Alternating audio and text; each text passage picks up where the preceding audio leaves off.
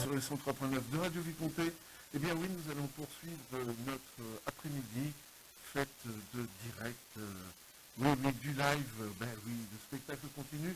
Alors vous pouvez à la fois, bien évidemment, nous écouter sur les 103.9 de Radio Vicomté, sur Internet, et puis par le biais de Carcine TV.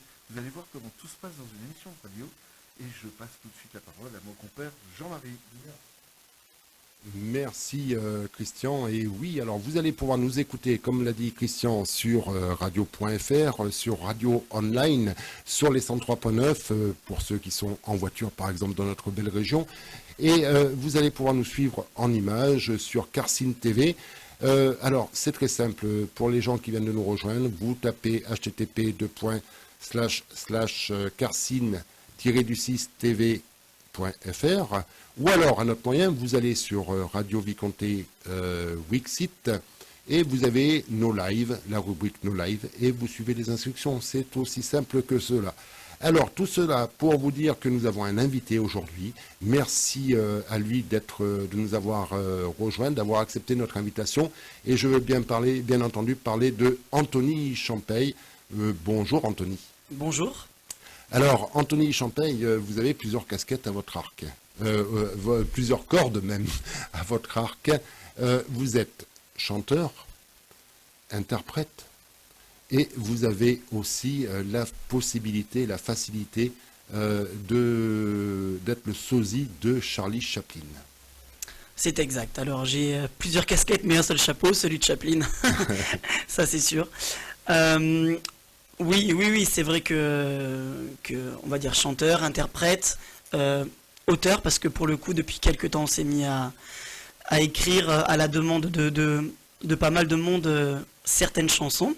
Oui. Voilà. Et oui, comme vous dites, la casquette d'être l'un des sosies dans le monde de Charlie Chaplin. Voilà, il y en a quelques-uns, mais j'ai la chance d'en faire partie, même si comme ça, de prime abord, ça ne se voit pas. C'est ce que j'expliquais un petit peu tout à l'heure hors antenne.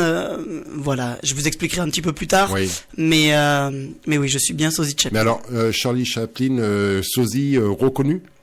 Alors, sosie reconnu. Alors, en fait, ce qu'il y a, c'est qu'avec l'histoire des sosies, c'est toujours assez compliqué, et notamment en France, parce qu'il y a des organismes qui gèrent des sosies. Mmh. Et puis, il y a, il y a l'évidence d'un public et d'être pris sur tant d'événements que finalement, il n'y a même plus besoin de passer par un organisme. Et alors, je vais vous raconter une petite chose comme ça d'entrée. J'ai la chance d'être assez proche de certaines personnes de la famille de Chaplin. Ah oui. Et pour le coup, qui eux m'ont adoubé. Donc pour le coup, c'est voilà, il y a même plus besoin de ce statut-là de sosie officiel, non officiel, voilà, officiel, officieux. Aujourd'hui, comme disait Chaplin, on est tous des amateurs jusqu'à la fin de nos jours. On ne cesse d'apprendre, et à partir de ce moment-là, tout va bien.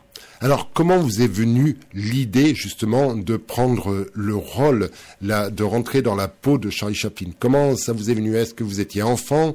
Est-ce que vous avez été inspiré par des tournages de Charlie Chaplin, du moins des courts-métrages de Charlie Chaplin? Comment ça vous est venu? Eh bien, en fait, c'est venu assez tard pour ce qui est de l'ordre de rentrer dans la peau de ce personnage-là qui est Charlot. Mais j'ai toujours eu ce quelque chose depuis que je suis tout petit, ce qu'on appelle le détournement d'objets.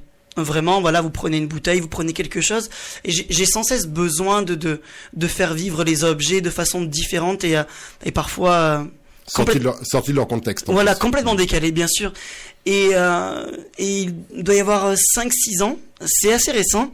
Lors d'un défilé, donc je défilais, c'était un défilé de mode, voilà, de campagne, où j'avais décidé de participer, voilà, c'était assez sympa. Le dernier passage que l'on devait faire, c'était, on devait être habillé dans la peau d'un personnage. Alors, il y en avait un qui était déguisé en Louis XIV, l'autre en Tortue Ninja, ça allait dans tous les sens. Mmh. Et j'avais toujours rêvé, de par le fait de cette gestuelle que j'ai en permanence, de pouvoir rentrer dans la peau de ce personnage. Voilà. Et en fait, je me suis rendu compte qu'en mettant le chapeau, simplement, en mettant le costume, la cravate, je bouge le micro, bah, pour le coup, c'était devenu une espèce d'évidence. Je regardais les gens avec les yeux écarquillés en disant oh, enfin, voilà. Et c'est assez fou, en fait, de voir ce regard-là des gens. Et là, vous dites, il se passe quelque chose. Sachant que je n'avais quasiment aucun maquillage, aucun grimage, uniquement le chapeau et le costume. Il n'y avait pas encore la perruque, il n'y avait pas tout ça. Et en sortant de là, on me l'a dit plusieurs fois, le public est venu me voir en me disant, mais tu sais qu'il y a énormément de ressemblances avec Chaplin, etc., etc., etc. Et pour le coup, je me suis dit, il va peut-être falloir que je fasse quelque chose. Et c'est vrai qu'en re-regardant les photos, je me suis dit, il y a quelque chose à faire.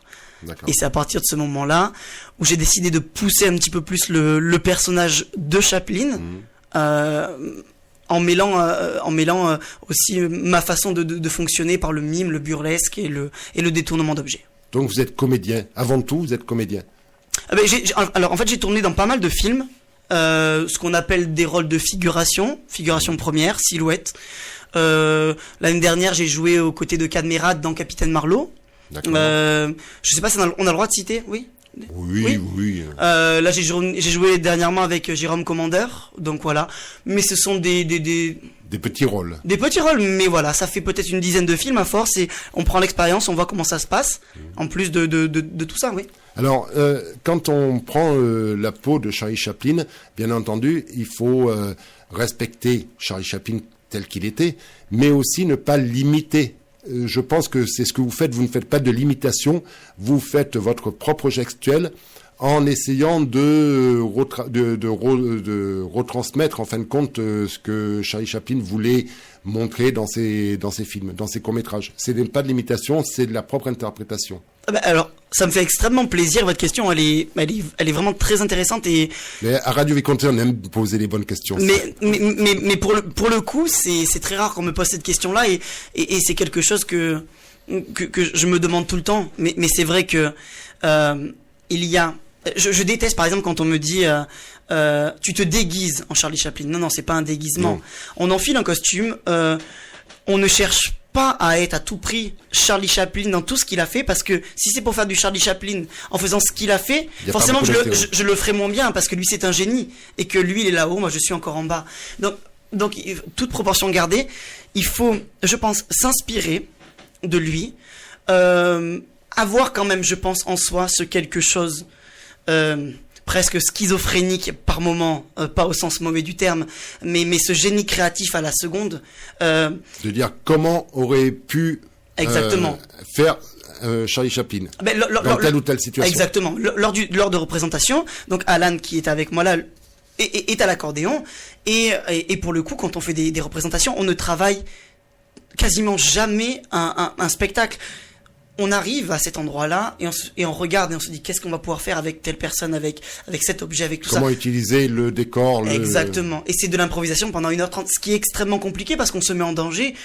Mais si on veut vraiment essayer on va dire, d'être ce trait d'union entre Chaplin, qui est des années 20, et aujourd'hui, donc c'est-à-dire un siècle, si on veut modestement être ce trait d'union-là, je pense qu'il faut respecter tout ça, comme vous avez dit, et se dire, mais qu'est-ce qu'il aurait fait à ce moment-là? En plus d'avoir, je pense, et très modestement, ce génie gestuel et visuel. Parce que si on l'a pas, c'est pas possible. Et après, je pense que pour vous, dans vos représentations, ça permet aussi de ce côté spontané, d'être plus libre, d'être plus naturel. Complètement. Voilà, c'est... Plus naturel, mais il y a aussi une vraie prise de risque, à l'heure où aujourd'hui, tout est... plus rien n'est en live, hormis ici, bien sûr à Radio Vicomte. Mais c'est vrai qu'aujourd'hui, les chanteurs chantent en playback, les lives ne sont plus, tout est remasterisé en studio. Il faut être honnête à un moment donné. Oui. Et moi, j'ai ce besoin, modestement, encore une fois, je dis pas que je suis le seul ou meilleur que qui que ce soit, mais juste à mon niveau, j'essaye de me mettre en danger. Et de ne pas mentir avec un public. C'est-à-dire que si tout est préparé à l'avance, je vais pas m'adapter aux gens qui sont là. Et finalement, quelque part, je vais leur mentir. Et je veux pas ça.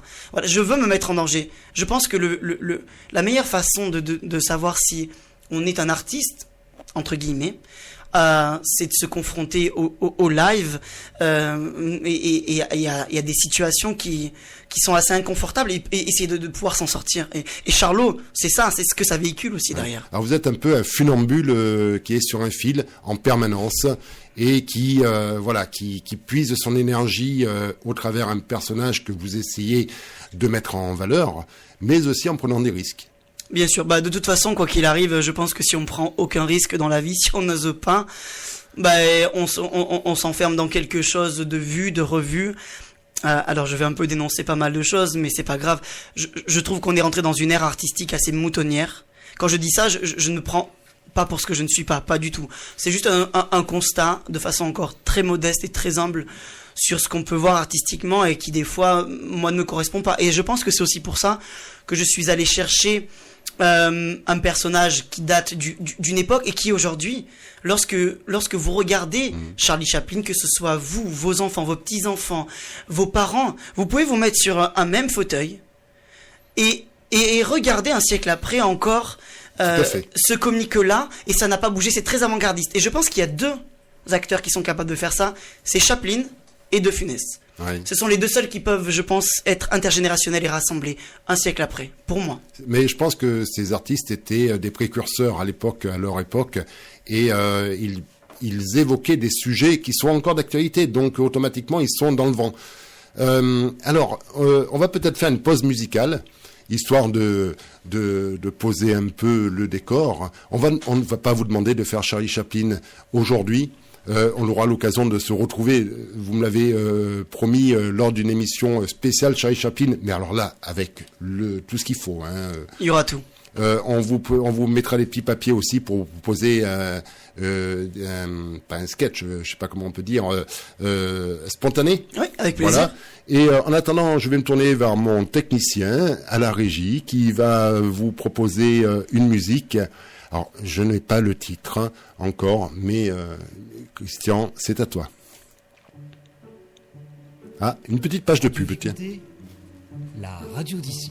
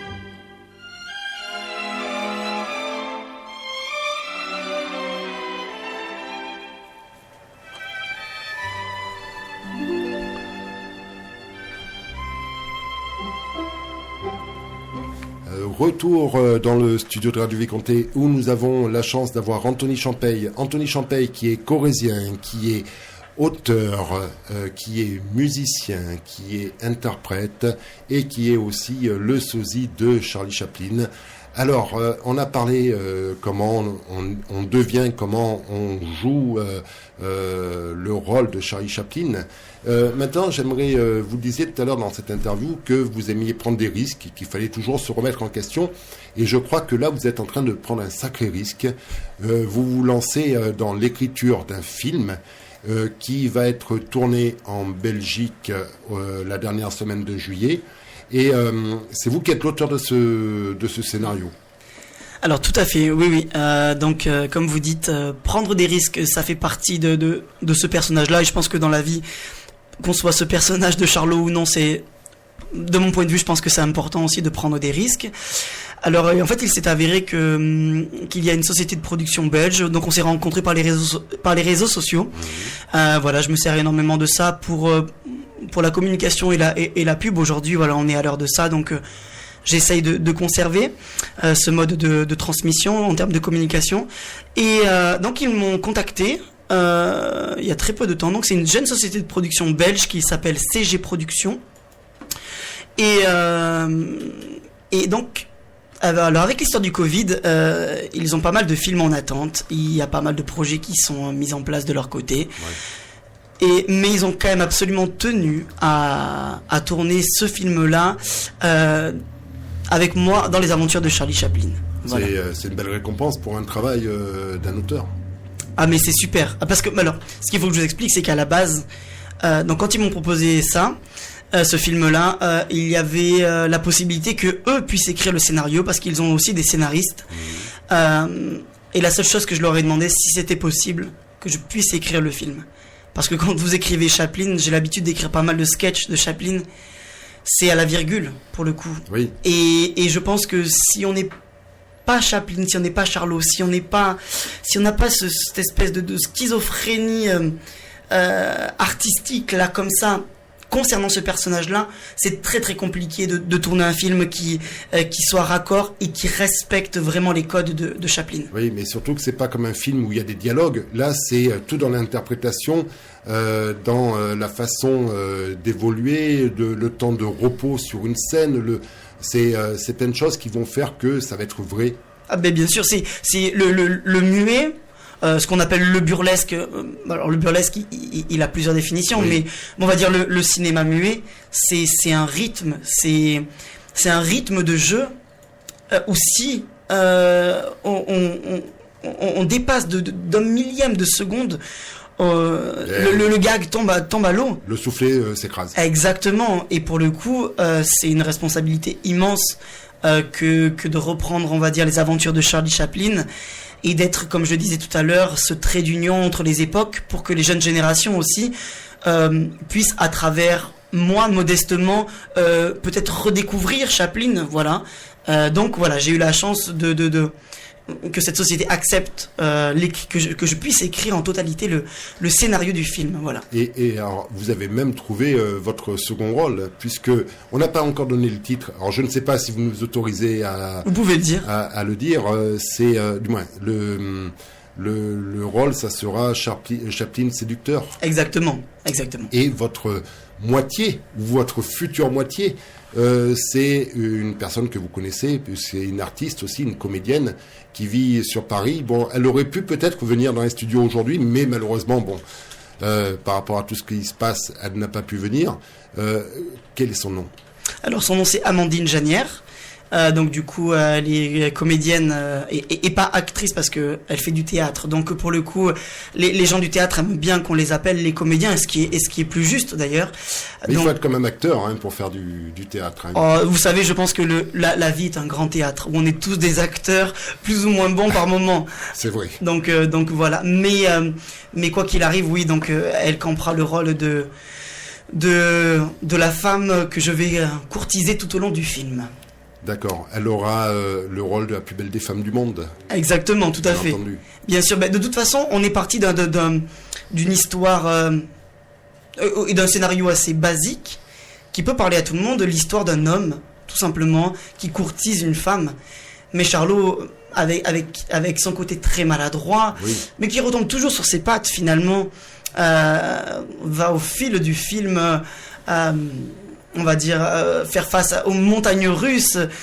Tantôt il va croire qu'il va pouvoir arriver à conquérir cette femme, et puis finalement le soufflet va vite retomber parce qu'il va y avoir plein de choses. Je vous explique pas tout parce que sinon. Mais non, sinon il n'y a plus de charme. Il y a plus de charme. Par contre, est-ce qu'il va jouer de ses maladresses justement pour encore plus séduire cette femme? Est-ce qu'il va en user ou en abuser? Je pense que Chaplin va... Comment expliquer les choses sans raconter? Oui, Chaplin va user par moment, parce que Chaplin est quand même très intelligent, de ses maladresses pour pouvoir la séduire.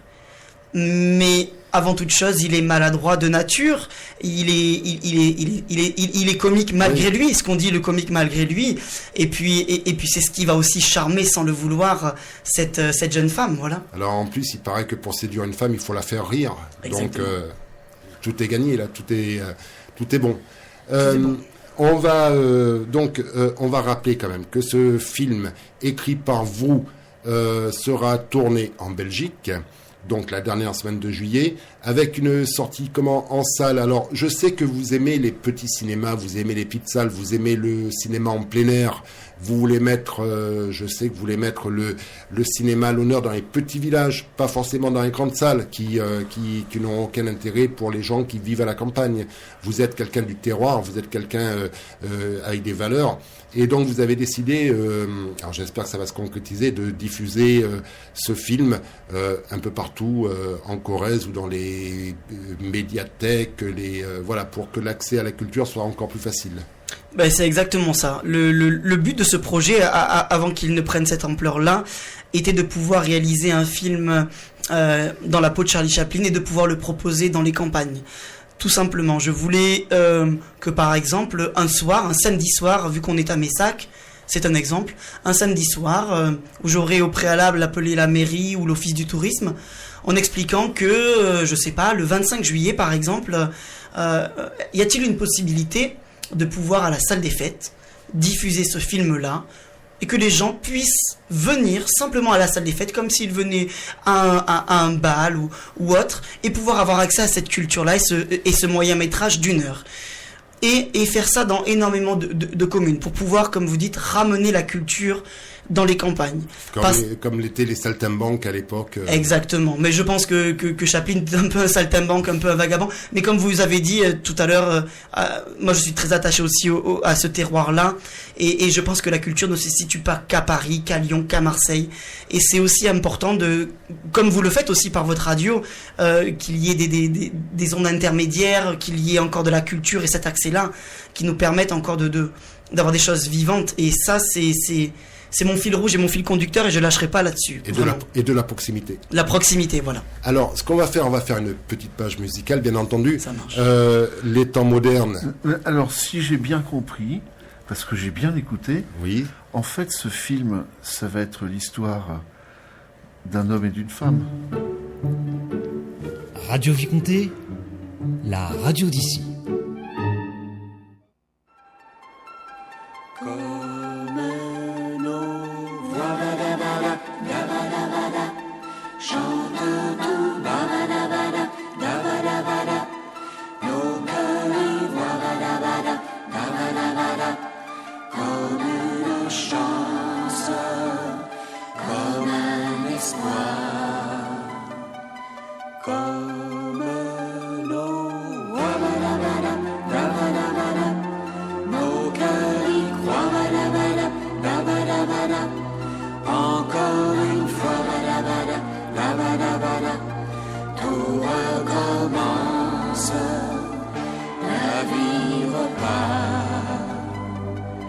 Combien de joie, bien des drames, et voilà, c'est une longue histoire. Un homme, Une femme ont forgé la trame du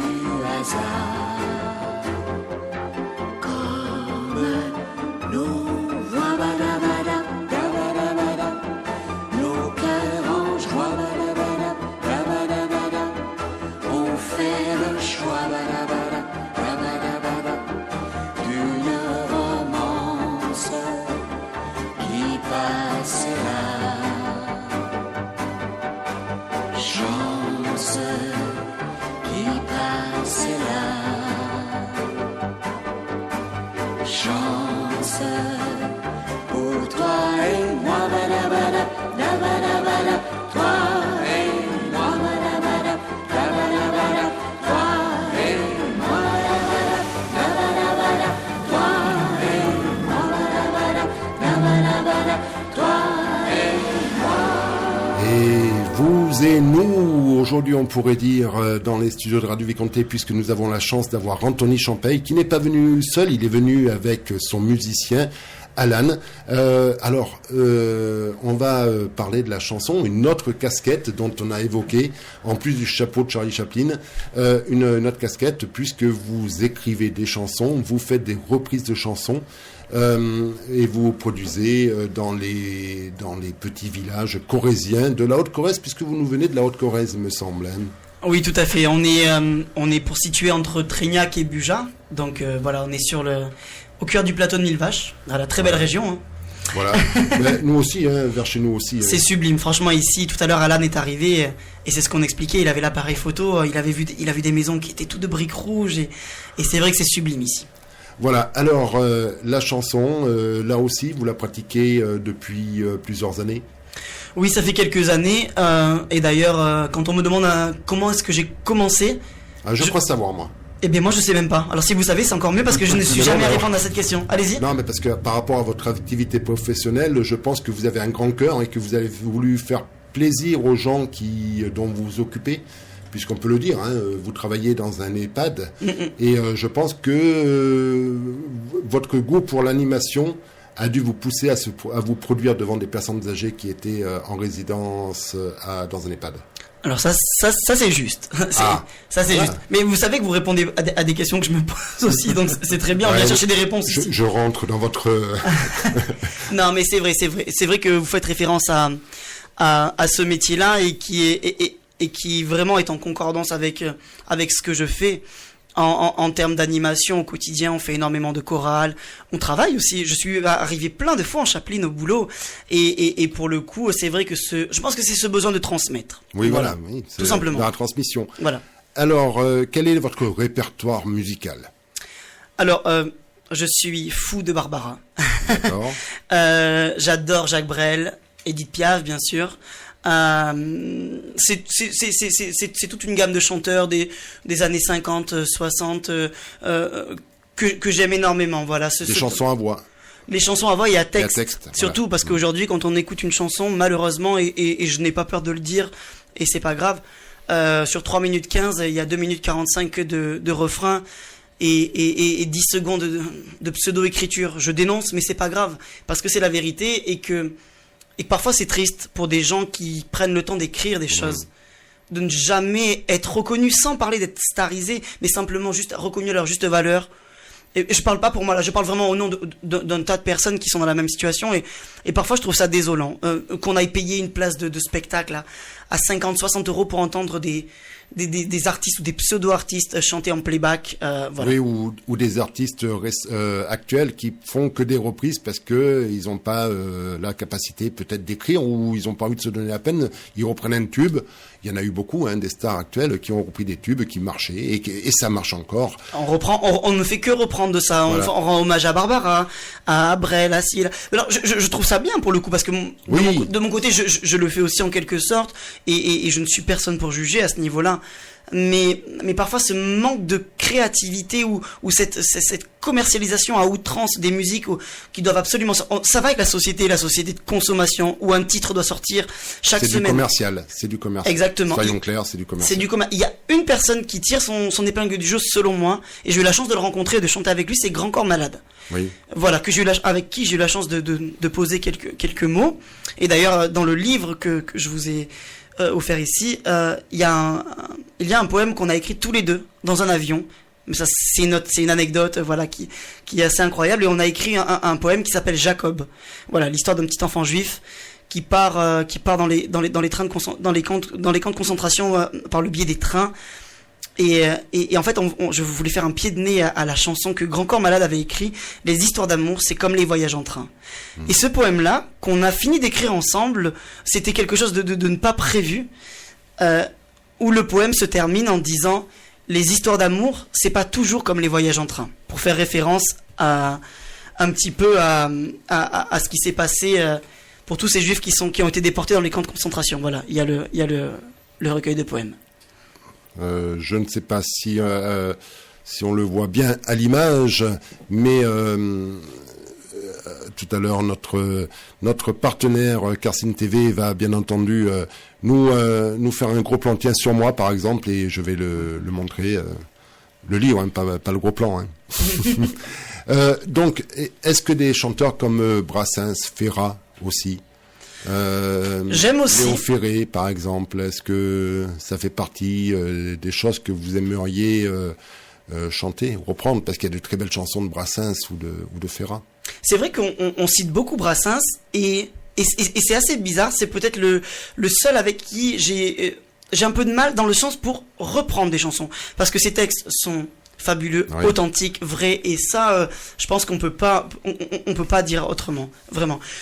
Mais il y a pas cette petite chose qui fait que j'ai envie de le reprendre sur scène. Le petit déclic. Pas du tout. Ouais. C'est un espèce de feeling, quelque chose qui, voilà. Alors que j'adule complètement cet artiste et j'approuve les 3/4 de ses textes, bien sûr. Mais voilà, je suis, franchement, pour moi, Barbara et Brel, c'est mes références. Alors, vous nous avez réservé une exclusivité. Alors, on va vous lancer un défi. Bon, je sais que c'est pas évident parce qu'on n'est pas dans les conditions optimales, hein, dans le studio de Radio Vicomté. Vous avez décidé de nous faire plaisir et de nous interpréter des musiques, des chansons en live, sans filet, sans rien, avec votre pianiste, bien entendu, qui va vous donner la note. On va vous écouter, juste le temps pour vous de vous chauffer la voix, mais c'est tout de suite. Et c'est quel titre que vous allez nous présenter? Alors on a décidé, c'est vraiment des chansons qu'on a apprises il y a quelques jours pour vous. Une exclusivité. Une exclusivité, donc. On vous remercie. Avec plaisir. On voulait faire quelque chose de différent qu'on n'avait pas encore fait, se mettre aussi un peu en danger.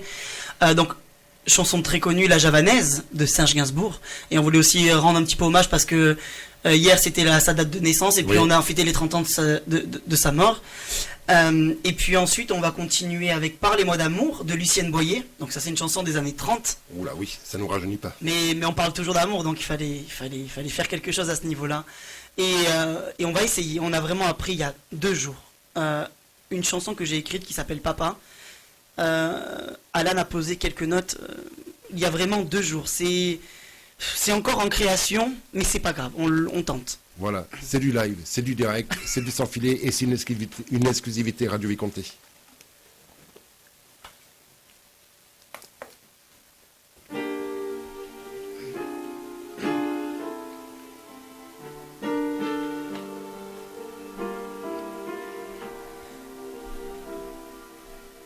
J'avoue, j'en ai bavé, pas vous, mon amour,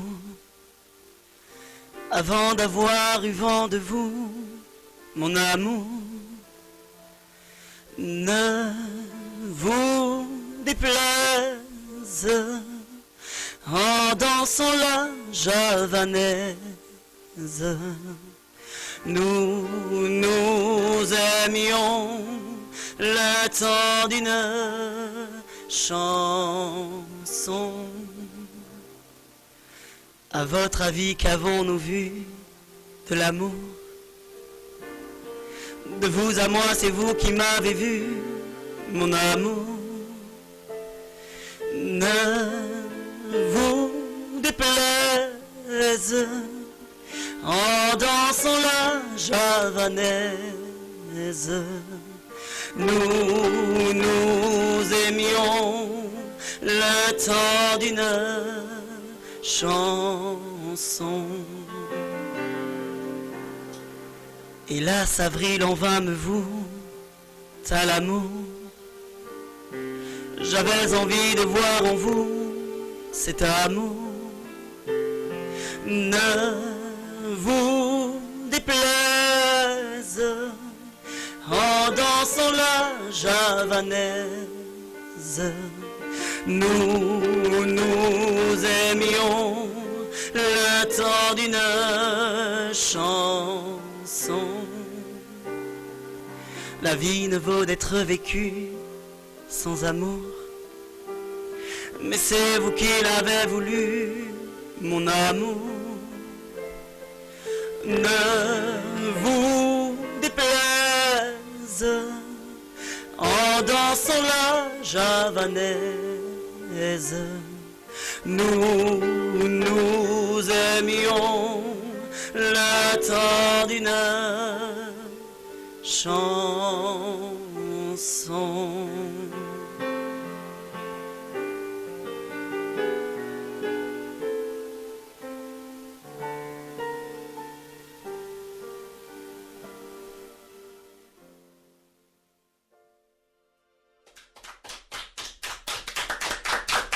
Bravo Alan. Yes. Bravo et merci Anthony et bravo aux musiciens bien entendu pour cette exclusivité Radio Viconté. Mais allez, surprise, il y en aura une tout à l'heure. Ok, ça marche. Alors, tiens, on va parler de... Bon, en ce moment, les spectacles, la culture est mise à mal. Les scènes sont fermées, les scènes sont fermées, les spectacles sont interdits. Est-ce que vous avez, un calendrier plus optimiste pour cet été? Ben, en tout cas, je l'espère.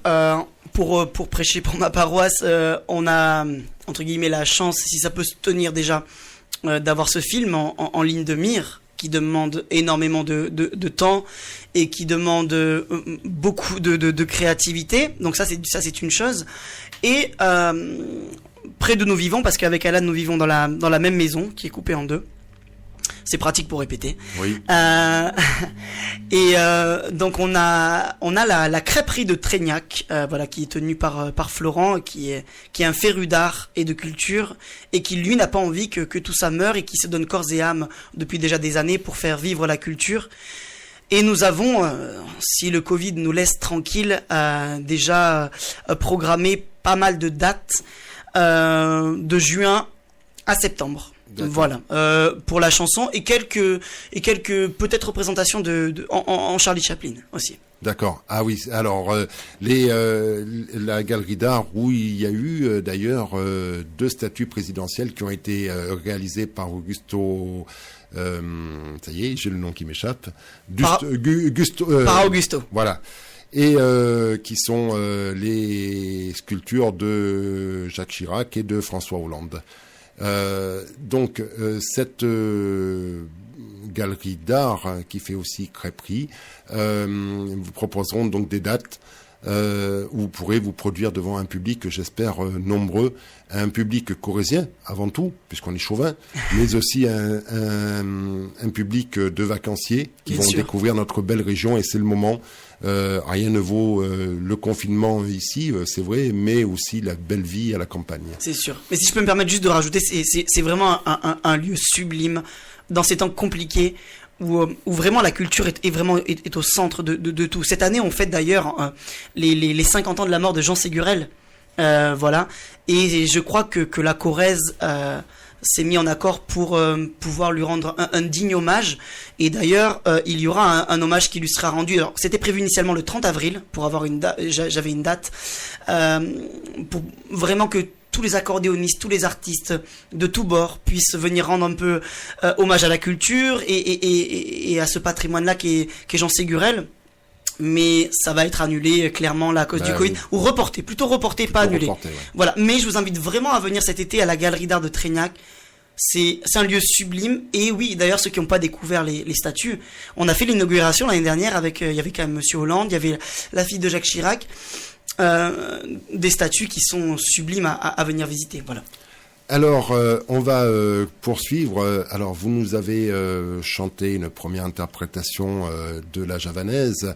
On va peut-être proposer le deuxième morceau que vous avez répété spécialement pour nous, pour une exclusivité Radio Viconté. Nous vous en remercions.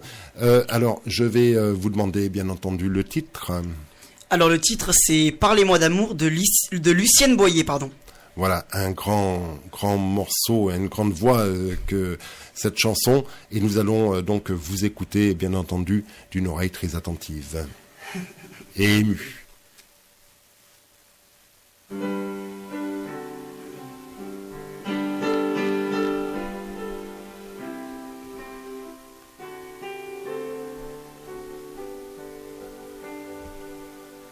Parlez-moi d'amour, dites-moi des choses tendres. votre beau discours. Mon cœur n'est pas là de l'entendre, pourvu que toujours vous répétiez ces mots suprêmes. Je vous aime.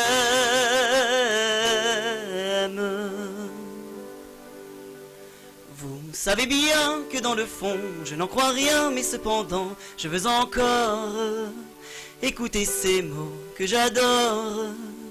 Votre voix au son caressant, qui les murmure en frémissant, me berce de sa belle histoire. Et malgré moi, je veux y croire. Parlez-moi d'amour, redites-moi des choses tendres.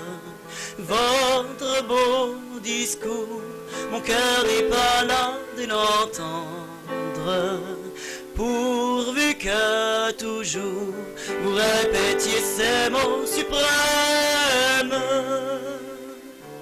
Je vous aime.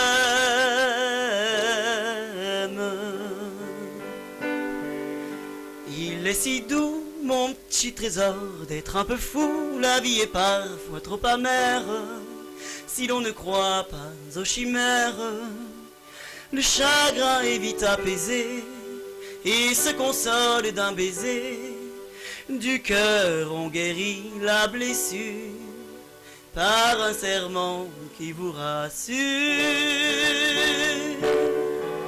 Parlez-moi d'amour, redites-moi des choses tendres. Votre beau discours, mon cœur n'est pas là de l'entendre, pourvu que toujours vous répétiez ces mots suprêmes. Je vous aime.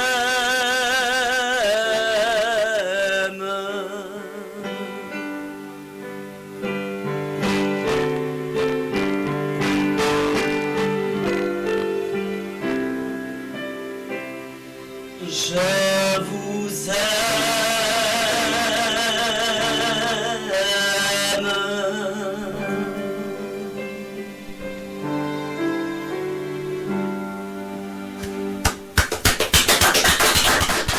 Alors, vous qui nous disiez que vous appréhendiez ce morceau parce que les conditions n'étaient pas excellentes, favorables, ben, j'ai plus qu'un mot à vous dire, bravo.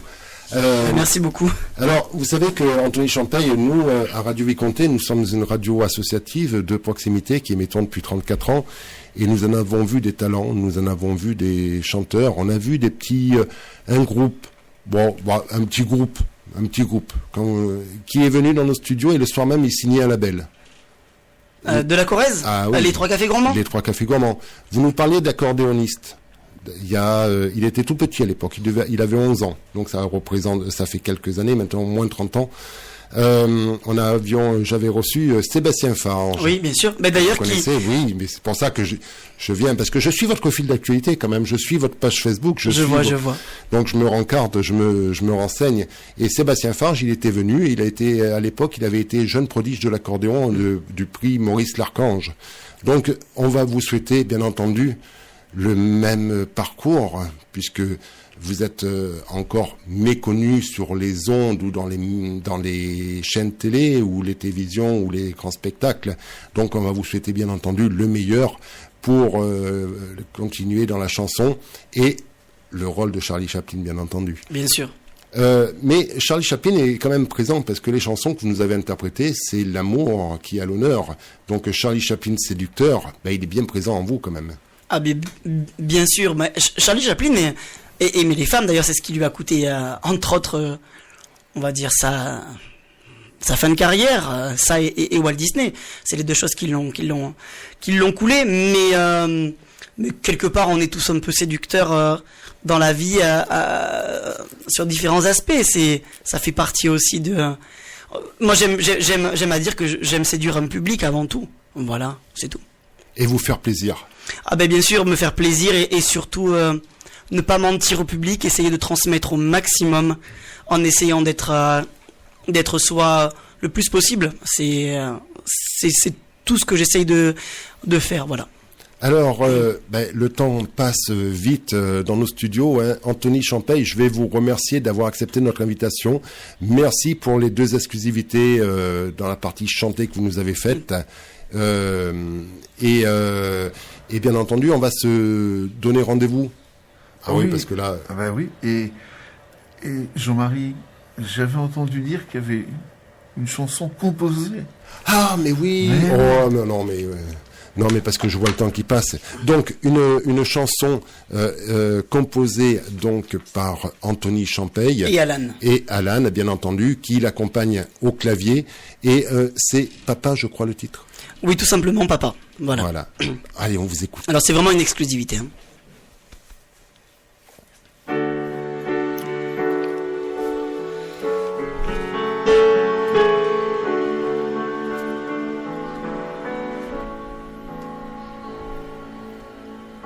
Si ton enfant te demande de le prendre par la main, de le guider pas à pas sur son futur chemin, la vie est difficile, je sais, mais ton enfant lui n'a rien demandé.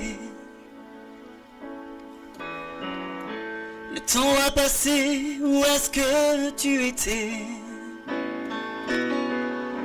Pour mes premiers pas, mes rendez-vous manqués. La vie est difficile, je sais. D'un père de repères, j'en ai manqué. Oh, papa, dis-moi pourquoi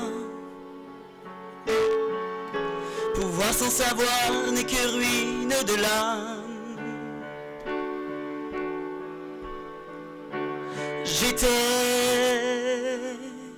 je suis, je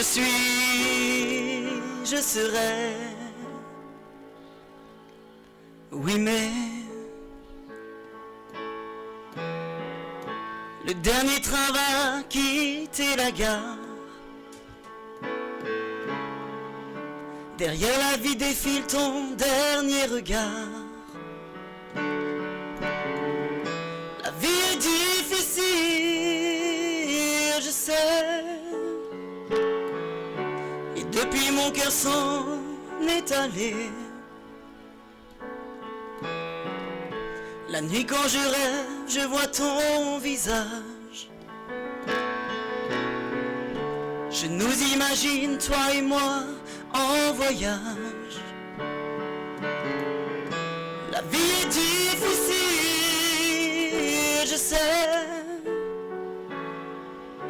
J'espère un jour pouvoir te pardonner.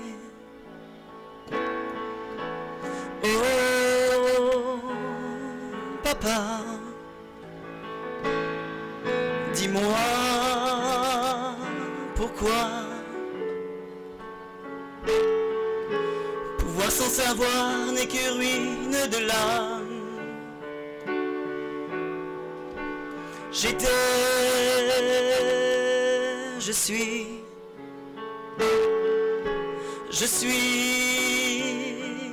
je serai. Oui, mais